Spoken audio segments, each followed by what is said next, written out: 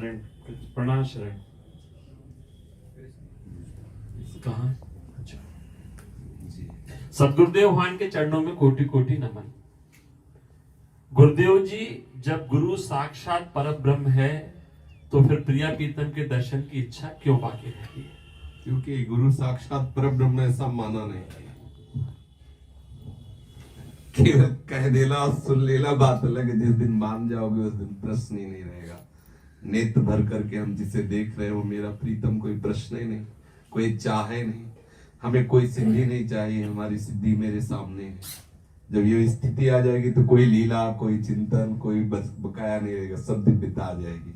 पर हम ये बात केवल सुन के कह रहे हैं, हमारे हृदय में बात नहीं है। जिस दिन ऐसी बात होगी गुरु साक्षात परम ब्रह्म तुम्हें प्रमाणित बात कहते हैं कि गुरुदेव की कृपा से वो वस्तु प्राप्त होती है जो त्रिकाल में किसी साधना से नहीं। ये मैं स्वयं इस बात को जानता हूँ। वाराणसी में जो साधना बनी, सोच भी नहीं सकते कि ऐसी भी साधना होती है क्या।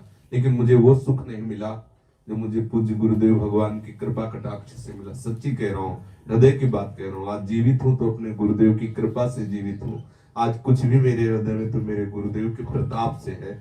और गुरुदेव क्या दे सकते हैं ये मतलब वाणी का विषय नहीं है।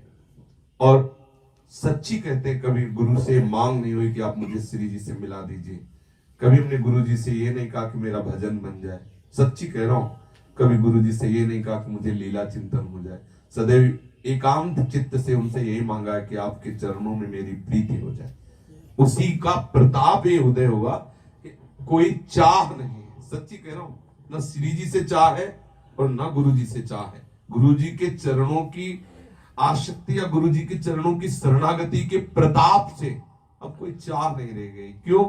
जैसे माँ अपने बच्चे को आगे से आगे सुंदर सुंदर भोजन व्यवस्था देती रहती तो बच्चे को मांगना नहीं पड़ता। ऐसे सदगुरुदेव का कृपा प्रसाद उदित होता चला जाता है तो कुछ मांगना पड़ता ही नहीं। जिस दिन ये बात समझ में आ जाएगी कि गुरु साक्षात परब्रह्म, अब कैसे तुम्हें बताएं, इसमें निष्ठा काम करती है।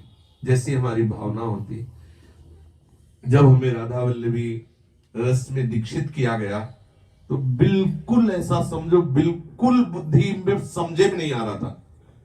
वेदांत तत्व की बात समझने वाली बुद्धि, जब प्रिया प्रीतम की बात बिल्कुल समझ में नहीं आती। इसमें मतलब आप उनको कैसे बताएं, बिल्कुल सुख नहीं मिल रहा था, बिल्कुल सुख नहीं मिल रहा था, बिल्कुल हमें कोई समझ में नहीं आ रहा था। जैसे किसी वायु ने झकझोर कर डाल दिया, ऐसी स्थिति थी। गुरु की कृपा ने समझा। सच्ची कह रहे हैं, जन्म के जन्म लग जाते मुझे समझ में नहीं आता, गुरु की कृपा ने समझा दिया। और जब समझ में आता है तो लगता है समझाने वाले भी वही है और जो समझ में आया वो भी है।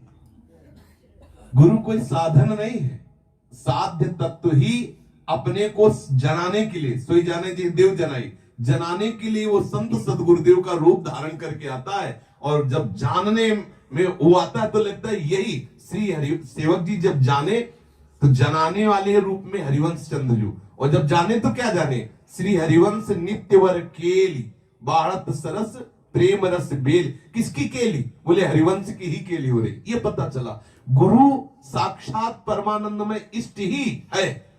इष्ट की जो महामहिमा है वही हमें समझाने के लिए गुरु रूप धारण करके आए। कोई दो नहीं, गुरु गोविंद ने भेद कराए। पर क्या है कि हम लोग केवल वाणी से कह देते हैं और ये अंदर स्थिति नहीं, ये अंदर भाव नहीं। जिस दिन गुरु चरणों में आसक्ति हो जाएगी और भाव हो जाएगा, अपने आपा को मिटा कर होगा कि मेरा रोम रोम गुरुदेव के लिए है, मेरा सर्वस्व गुरुदेव का है। फिर जानना नहीं पड़ेगा कि गुरु तत्व क्या होता है, प्रियालाल क्या होता है, अपने आप प्रकाशित हो जाएगा।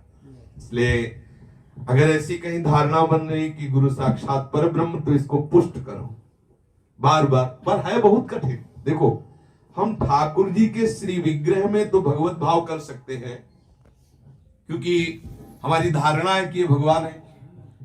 लेकिन ये पंचभूत से निर्मित शरीर, अपने जैसी आकृति, अपने जैसी वेशभूषा, अपने जैसी चलन ढलन, अपने जैसी खान पान, ऐसे शरीर में हम भगवत बुद्धि कर पाए बहुत कठिन है।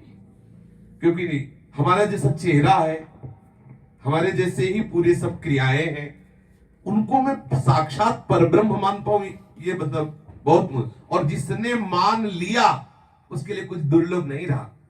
अपने गुरु को रिझा लिया संदीपनी जी ने, तो गुरुदेव की कृपा देखो, जगत गुरु चेला बना के, और आप आसन पे बैठे हो, जगत गुरु नीचे बैठा है। यह गुरु कृपा, यह गुरु प्रसाद। दिखा दिया गुरु प्रताप, दिखा दिया सबरी के गुरु प्रताप ने कि सच्चिदानंद भगवान बड़े बड़े तपस्वियों को छोड़ करके सबरी जी के सामने आके बैठते, उनके जूठे बेर पाते हैं। गुरु की करुणा जब समझ में आ जाएगी तो मतलब हृदय नाच पड़ेगा, निहाल हो जाएगा। पर ये उन्हीं की कृपा से समझ में आती है, दूसरा कोई बल नहीं है। वो गुरु कृपा करे सोई जाने जे देव जनाई, जानत तुम्हें तुम्हें हो जाए।